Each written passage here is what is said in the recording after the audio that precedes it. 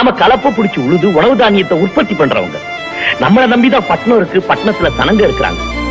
நாம அனுப்புற உணவு தானியம் பட்டணத்துக்கு போகணுமே தவிர நாம இங்க போக கூடாது.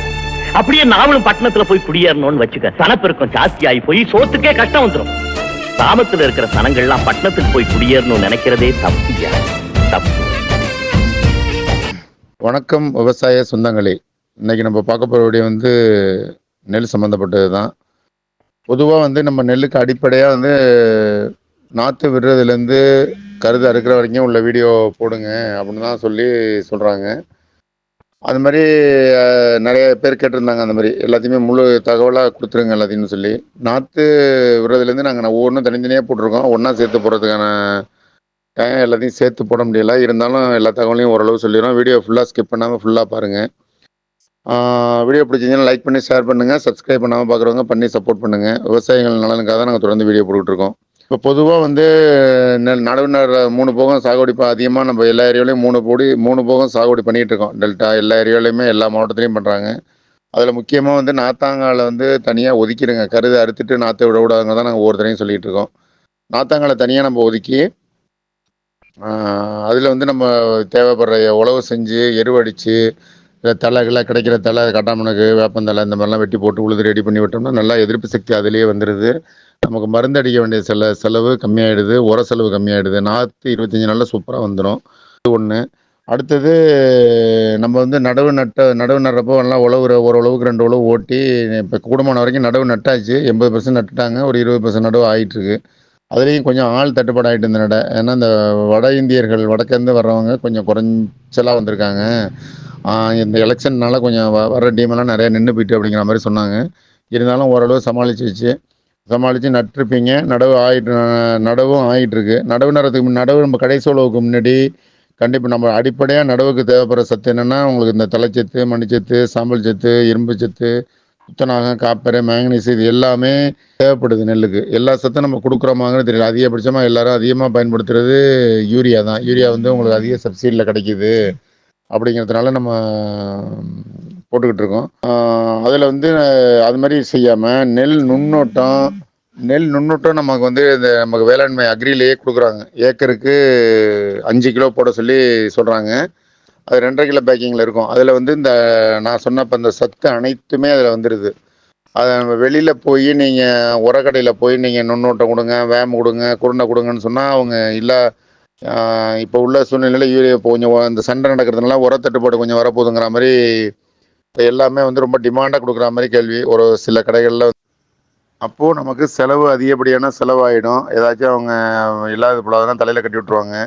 அதனால் நீங்கள் கூடுமான வரைக்கும் நம்ம வேளாண்மை உங்கள் ஏஎஸ்ஓ அக்ரியை தொடர்பு கொண்டு வாங்கினீங்கன்னா சப்சிடியில் நமக்கு எல்லாமே கவர்மெண்ட்டில் சப்சிடியில் கொடுக்குறாங்க.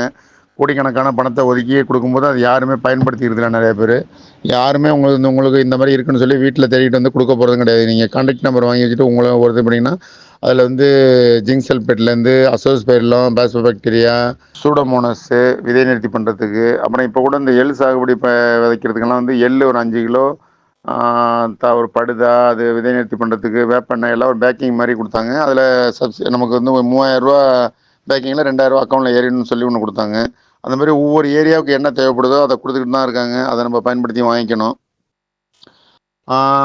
இப்படிலாம் செஞ்சிங்கன்னா அதில் நமக்கு செலவை குறைச்சிடலாங்கிறதுக்காக தான் சொல்கிறோம். இப்போ நம்ம அடியில் ஒவ்வொருத்தவங்களும் நீங்கள் நடவு நடும்போது அடியில் ஒரு அடி உரம் நம்ம கண்டிப்பாக போடுறோம். அதை போடணும் கண்டிப்பாக. நம்ம எவ்வளோ எருவு நீங்கள் தொழு உரம் எருவு சாணி எருவோ ஏதோ ஒன்று நம்ம வேணுங்கிற வரைக்கும் அடிச்சிருங்க. அடித்ததுக்கப்புறம் கடைசி உழவுக்கு முன்னாடி இந்த நுண்ணூட்டம் போட்டுருங்க. அசோஸ்பைரிலம், பாஸ்போபாக்டீரியா, நெல் நுண்ணூட்டம் இதெல்லாம் போட்டிங்கன்னா அது நீங்கள் முக்கியமாக இன்னொன்று என்னென்னா இது மணலில் தான் கலந்து போடணும், இல்லைனா எருவில் கலந்து போடணும். நீங்கள் ரசாயன உரத்தில் கலந்து இல்லை டிஏபி இல்லை சூப்பரு இப்போ காம்ப்ளெக்ஸ் எது நீங்கள் போட்டிங்கனாலும் அதில் இதை கலக்கவே கூடாது. தனியாக நீங்கள் இதை போட்டுருங்க. போட்டுட்டு கடைசி உழவு முடிஞ்சோன்னே இதெல்லாம் நீங்கள் போட்டு நடவு நட்டுற போகிறோம். அவ்வளோதான். நடவு நட்டுட்டு அது நீங்கள் 2 ஆள் பற்றி சிந்தி அடித்து நட்டாலும் சரி, இல்லை ஒத்த பத்தின்னு சொல்கிறாங்க அந்த மாதிரி நட்டாலும் சரி, இல்லை வட இந்தியர்கள் நட்டாங்களா அவங்களுக்கு சொல்லவே வேண்டியதில்லை. அவங்க ஒரு பயிர் வச்சு அழகாக கலக்க நட்டு போயிடுவாங்க. நல்லா தூர் அடித்து நல்லா விளையுது. அதில் எந்த மாற்றமும் இல்லை. இந்த மாதிரி நீங்கள் செஞ்சிட்டிங்கன்னா போதும்.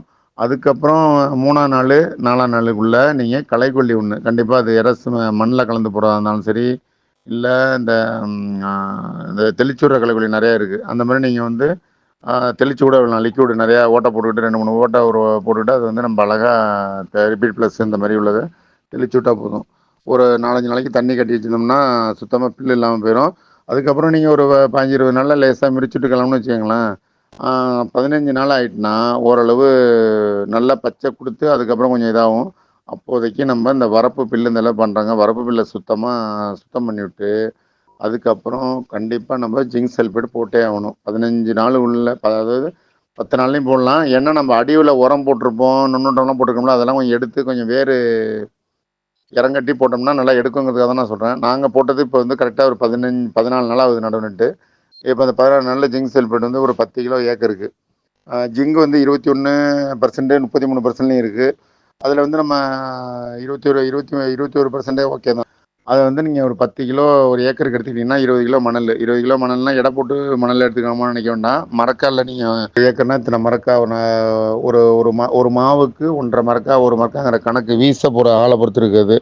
அந்த மாதிரி எடுத்துக்கிட்டு நல்லா கலந்து அதை நீங்கள் வீசிட வேண்டியதுதான். வீசிட்டிங்கன்னா நமக்கு இந்த துத்தநாக சத்து ஜிங்க் சல்ஃபேட் போடலைன்னா அது பயிர் வளர்ச்சி கண்டிப்பாக இருக்காது, நல்லா இருக்காது.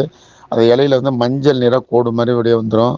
அப்படியே இந்த துரு பிடிச்சது மாதிரி இருக்குமா, அந்த மாதிரி கருப்பு கருப்பாக போயிடும். இதெல்லாம் இருந்துச்சுன்னா உங்களுக்கு இலை வந்து தோகைன்னு சொல்கிற மாதிரி அது வந்து நல்லா அகலமாக வராது, சிறுத்து போய் இருக்கும். நெல் வந்து நல்லா நெல் உங்களுக்கு குருத்து அந்த இது சூழ் கட்டுறதுன்னு சொல்கிறோம்ல, தண்டு உருண்டு பால் கட்டுறது எல்லாமே குறைஞ்சி உங்களுக்கு கண்டிப்பாக விளைச்சல் 10%, 15% விளைச்சல் கம்மியாக போயிடும். அதனால தான் நம்ம கண்டிப்பாக இந்த ஜிங்க் சல்ஃபேட் கொடுத்துட்டோம்னா இந்த இதெல்லாம் போய் நல்லா தூர்வடிக்கிறது, பால் பிடிக்கிறது, விளைச்சல் அதிகரிக்கிறது எல்லா காரணமுமே வந்து இதில் இருக்குது. அப்புறம் நம்ம ஏற்கனவே வந்து நம்ம ரசாயன உரத்தை தொடர்ந்து போடுறதுனால அதில் வந்து மண்ணில் தண்ணி தேங்கி நின்று அதில் உப்பு அதிகமாக போயிடுது நம்ம வயலில். அதனால் அது பயிர் வந்து எடுத்துக்கிற தன்மை குறைஞ்சி போயிடுதுன்னு சொல்கிறாங்க. கீழே உள்ள பூமியிலேருந்து உள்ளது. அதுக்கு தான் இந்த உயிர் உரங்கள் நம்ம போட்டோம்னா அந்த இன்னொரு அசோஸ்பெல்லாம் பேசப்பட்டு இதெல்லாம் வந்து அடியிலே போடும்போது அதை வேற வந்து இலகுவாக பண்ணி நம்ம ஏற்கனவே நம்ம மண்ணில் என்னென்ன சத்து இருக்கோ, நீங்கள் மாட்டு சாணி எருவடிச்சது இல்லை சனப்பு தக்க முண்டு விரைச்சி விழுதுனீங்கனாலும் சரி, என்ன உரம் போடுது அதை மிச்சம் மீது என்னென்ன இருக்கோ அதை பூரா எடுத்து கொடுத்துரும். நீங்கள் ஜிங்க் சல்ஃபேட் போடும்போதும் அதே தான் பண்ணுது. அதை எல்லாத்தையும் நல்லா சுவாசத்தன்மை உயிர் உண்டாக்கி நல்லா எடுத்து அதை ஒளிச்சேர்க்கை மூலிமா நல்லா பக்காவாக வந்துடும். இந்த குளோரோபில் அதான் அந்த இது போடும்போது இருக்க இந்த ஒளிச்சேர்க்கை மூலம் குளோரோபில் உற்பத்தி அதிகமாகிட்டுன்னா நோய் எதிர்ப்பு சக்தி, பூச்சி சுத்தமாக பூச்சி நோயெல்லாம் இருக்காது. உங்களுக்கு மருந்தடிக்கிற செலவு இதெல்லாம் கம்மியாக போயிடும். இந்த மாதிரி பல சௌகரியங்கள் இருக்குது. நீங்கள் நம்ம இந்த மாதிரிலாம் கொஞ்சம் அசால்ட்டாக இதெல்லாம் விட்டுட்டு நீங்கள் போய் ஏதாவது ஒன்று கொடுங்க அப்படின்னீங்கன்னா நீங்கள் ஏதாவது குருணை மருந்து வேமு அது இதுன்னு சொல்லி நம்ம ஏக்கருக்கு 10,000 15,000 செலவு பண்ணிட்டு போனோம்னா நமக்கு ஒன்றுமே மிச்சப்பட போகிறது கிடையாது. நம்ம இந்த மாதிரிலாம் நீங்கள் செலவை நீங்கள் கம்மியாக பண்ணி அதிக விளைச்சல் பண்ணோம்னா இந்த மாதிரி கண்டிப்பாக செய்யுங்க. இந்த மாதிரி செஞ்சிட்டிங்கன்னா போதும். அடுத்தது ஒரு வாரம் கழிச்சு அந்த ஜிங்க் சல்ஃபேட் போட்டு அதுலேருந்து ஒரு வாரம் நல்லா கருப்பாக பச்சை கொடுத்து அதுக்கப்புறம் தான் குறையும். பச்சை கொடுத்து அதுக்கப்புறம் குறைஞ்சதுக்கப்புறம் நீங்கள் யூரியா கம்மியாக போடலாம். அதாவது யூரியாவும் அதிகமாக போட்டுறோம்னா கம்மியாக போட்டு விடுங்க. அதுக்கப்புறம் 30, 35 நாளில் போடும்போது பொட்டாஸ் கலந்து கொடுத்துடலாம். இந்த எல்லாமே நாங்கள் பின்னாடி வீடியோ போடுறோம். இது எல்லாமே ஏ டு செட்டு சொல்லுங்கிறதுக்காக தான் நாங்கள் இவ்வளோ விளக்கமாக சொல்லிகிட்டு இருக்கோம். நீங்கள் வந்து ரொம்ப லென்த்தாக பேசுகிறீங்க, ரொம்ப பேசுகிறீங்கன்னு சில பேர் சொல்கிறாங்க. இவ்வளோ லென்த்தாக நிறைய பேர் வந்து விரிவான வீடியோவை எல்லாமே எல்லா தகவலும் சொல்லுங்கிறதுக்காக தான் நாங்கள் சொல்கிறோம். அந்த மாதிரி சொன்னால் தான் சில பேருக்கு புரியும் அப்படிங்கிறதுக்காக சொல்கிறோம். எல்லாமே எங்களுக்கு தான் தெரியும்னு சொல்லவில்லை. எல்லாம் தெரிஞ்சவங்க ஒன்றும் இது பண்ணிக்க வேண்டியதில்லை. தெரியாதவங்க ஒரு சில பேர் பயனடைஞ்சாங்கன்னா போதும். இந்த மாதிரி பண்ணிட்டீங்கன்னா நீங்கள் போதும், அவ்வளோதான். மற்றபடி எதிர்ப்பு சக்தி அதிகமாகி இந்த இந்த புள்ளியாக இருக்கிறது, இந்த குருத்துப்பூச்சி இதெல்லாம் வர்ற மாதிரி ஏதாச்சும் அறிகுறி தெரிஞ்சிச்சுன்னா 30, 20, 25 நாளில் வந்து கண்டிப்பாக நீங்கள் அதாவது அப்படியே சருகு மாதிரி வரும். அதை இழுத்து பார்த்தீங்கன்னா உள்ள இருக்கும். அது மாதிரி இருந்துச்சுன்னா குருத்துப்பூச்சி ஆரம்பிச்சிட்டுன்னு அர்த்தம். அந்த மாதிரி இருந்துச்சுன்னா மட்டும் நீங்கள் குருத்துப்பூச்சிக்கு உள்ள மருந்து ஏதாவது ஒன்று அடிச்சிட்டிங்கன்னா போதும். அப்படி இல்லைன்னா தேவையில்லை, மருந்தே அடிக்க வேண்டியதில்லை. இந்த மாதிரிலாம் பண்ணிங்கன்னா குறைஞ்ச செலவில் நீங்கள் அதிக விளைச்சல் கண்டிப்பாக. இந்த நடவு எல்லாருக்குமே நடவு நல்லா இருக்குது. ஏன்னா இடையில ஒரு மழை பெஞ்சிச்சு. இப்போ மறுபடியும் ஏப்ரல் 3, 4 மழை பெய்யும்னு சொல்லியிருக்காங்க. இந்த மாதிரிலாம் மழை இந்த கூடக்குருவிக்கு வந்து எல்லாமே நல்லா காய்ச்சலும் பாய்ச்சலுமா இருக்கிறதுனால நேரடி நெல் விதைப்பும் நல்லா இருக்குது. நிறைய பேருக்கு நடவும் நல்லா இருக்குது. இப்போ இந்த பயிர் 14, 15 நாள் தான் நம்மள பயிர் எப்படி நல்லா இது 59 நாங்கள் நட்டது. தூர் அடித்து பக்காவாக வந்துடுச்சு ஓரளவு. அடுத்தது உரம் போடும்போது நாங்கள் அடுத்த வீடியோ போடுறோம். அதே மாதிரி நேரடி நெல் விதைப்பு டிபிஎஸ் 5 வரைச்சிருக்கோம். அதுவும் நல்லா தான் இருக்குது. அது இப்போ இடையில இப்போ அந்த உரம் போட்டாச்சு. அடுத்தது வந்து இப்போ ஜிங்க் சல்பேட்லாம் போடணும். அது வந்து களைக்கொல்லி வந்து ஸ்ப்ரே பண்ணணும் அதுக்கு. அது மாதிரிலாம் பண்ணி அதையும் கொண்டாடணும். அதுலேயும் வந்து நல்லா செலவு மிச்சம் தான். மற்றபடி ஜிங்க் சல்பேட் என்ன விலைக்கு அப்படிங்கும்போது நீங்கள் கவர்மெண்ட்டில் அக்ரியில் எடுத்தீங்கன்னா சப்சிடியில் வந்து உங்களுக்கு 650 வந்துச்சுன்னா சப்சிடியில் ஒரு 250 240 போகும். மீதி 410 வரும். 411 வரும் சப்சிடியில் எடுத்தீங்கன்னா. நீங்கள் வெளியே ப்ரைவேட்டில் வாங்கும்போது நிறைய கம்பெனி இருக்குது. அதில் வந்து நீங்கள் ஸ்பிக்கு நல்ல கம்பெனின்னு சொல்லி சில பேர் வாங்குவாங்க. அப்படி இல்லைன்னா கூட இந்த இப்போ நாங்கள் வாங்கினது வேறு கம்பெனி தான், ஐசிஎம்சின்னு சொல்லி ஒரு கம்பெனி. ஸ்பிக்கு கிடைக்கல. அது மாதிரி நீங்கள் என்ன அது மாதிரி ஒன்று வாங்கி நீங்கள் போட்டுக்கலாம். இந்த மாதிரி வாங்கி போடும்போது அது வெளியில் ப்ரைவேட்டில் வாங்கும்போது 650 600 650 700 இந்த மாதிரி கொஞ்சம் மாறுதலுக்கு உட்பட்டது தான் விலையெல்லாம். அதனால் நீங்கள் கண்டிப்பாக வந்து வாங்கி போட்டுருங்க. நெல் நுண்ணூட்டம் பயன்படுத்துங்க. அப்புறம் ஜிங்க் சல்பேட் போட்டுருங்க. அடுத்தது தேவைப்பட்டால் ஒரு மருந்து அடிங்க. அதோட சரி. அப்புறம் 30 35 நாளில் நம்ம உரம் போடுறதோட நிப்பாட்டிக்கிடலாம். அதுக்கப்புறம் உரம்லாம் தேவையில்லை. தேவையில்லாமல் நம்ம உரத்தை அதிகமாக கொடுத்துக்கிட்டேவும் இருக்கக்கூடாது. அது அதிகமான யூரியா இதெல்லாம் பயன்படுத்தும் போது தான் அதிக பூச்சி இது பண்ணி நம்ம திரும்ப திரும்ப 2 தடவை மருந்து அடித்தேன் 3 தடவை மருந்து அடித்தேன்னு நிறைய பேர் சொல்லுவாங்க. அந்த மாதிரிலாம் போகும்போது நமக்கு அந்த அந்த மருந்தோட பவர் குறைஞ்சி போயிடுது. நம்ம மாத்திரை மருந்து நம்ம முழுங்கி முழுங்கி நிற்காம போதில்ல. அந்த மாதிரி தொடர்ந்து மருந்து அடிச்சுக்கிட்டே இருந்தோம்னா அது அப்புறம் அடிச்சுக்கிட்டே இருக்க வேண்டியது தான். அதனால் கூடுமான வரைக்கும் அதிகமாக மருந்து அதிகமாக ரசாயன உரம் பயன்படுத்துகிறத தவிர்க்கிறது தான் நல்லது. அதான் எல்லாருக்குமே நல்லது. வீடியோவில் ஏதாவது டவுட்னா கமெண்ட் பண்ணுங்கள். வீடியோ பிடிச்சதுன்னா லைக் பண்ணி ஷேர் பண்ணுங்கள். மீண்டும் ஒரு நல்ல தகவலுடன் நல்ல வீடியோவில் சந்திப்போம். நன்றி, வணக்கம்.